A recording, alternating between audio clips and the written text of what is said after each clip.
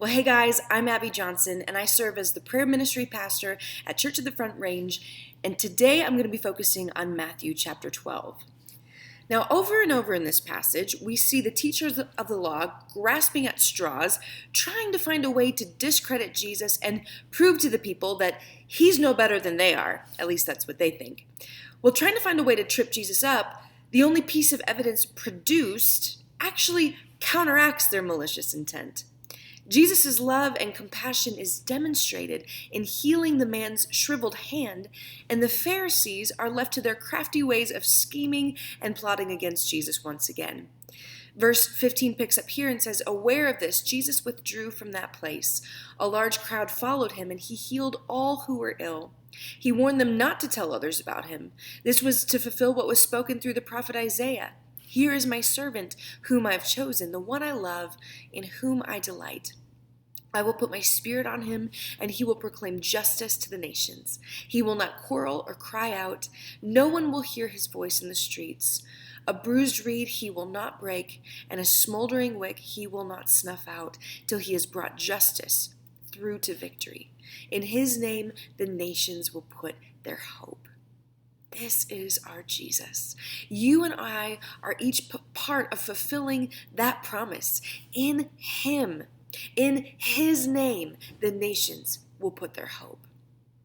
But today, what really caught me was verse 20 that said, "A bruised reed he will not break, and a smoldering wick he will not snuff out."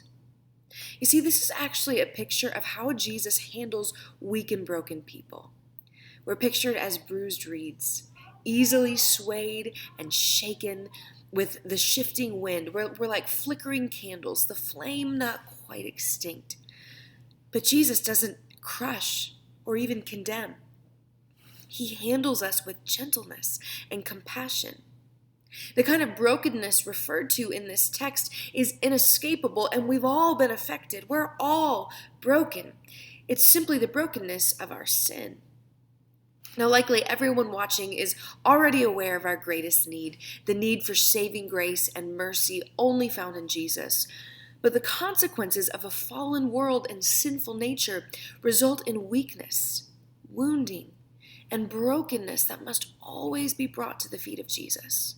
When we surrender broken patterns of coping and lay down wounds inflicted by others and submit our fleshly desires and allow them to be realigned to Scripture, Jesus is compassionate and gentle, kindly leading us to a better way, his way.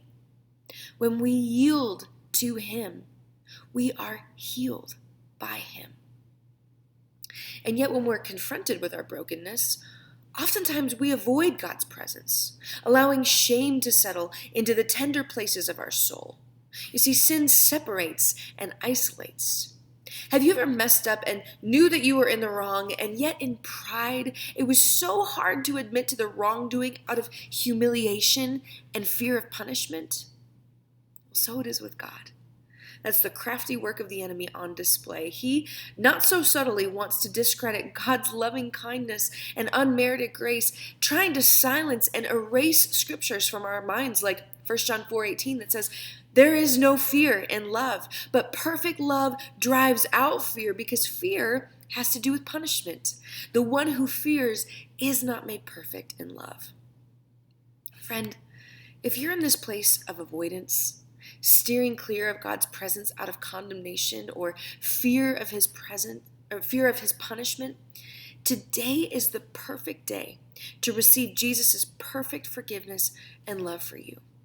His word says in Psalm 51:17, "My sacrifice, O God, is a broken spirit, a broken and contrite heart, God, you will not despise."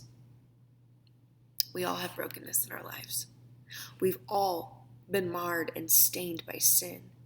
And as we bring our brokenness to Jesus for healing and restoration, we can cling to the words of Psalm 103, verses 13 and 14. It says, "As a father has compassion on his children, so the Lord has compassion on those who fear him. For he knows how we are formed. He remembers that we are dust." I encourage you today to stop living in the lie of sin's avoidance and bring all areas of our brokenness to Jesus. He will empower freedom from addictions. He will freely exchange bitterness for forgiveness. He will give wisdom where we're lacking direction. And as a loving Father, He will correct broken systems of thought and patterns of living. He's a good dad who wants the best for us. He will not crush us or lead us to defeat, but He will strengthen our bond to Him. And so if you have a couple of extra minutes, maybe bring that thing to Him right now. Just picture Jesus sitting across from you and ask Him about your brokenness that you've been carrying and ask Him what He thinks you should do about it. Then wait and listen.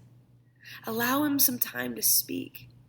I pray that as you do, that He begins a new work in you today. I know that He will. Thanks for stopping by. We'll see you next time.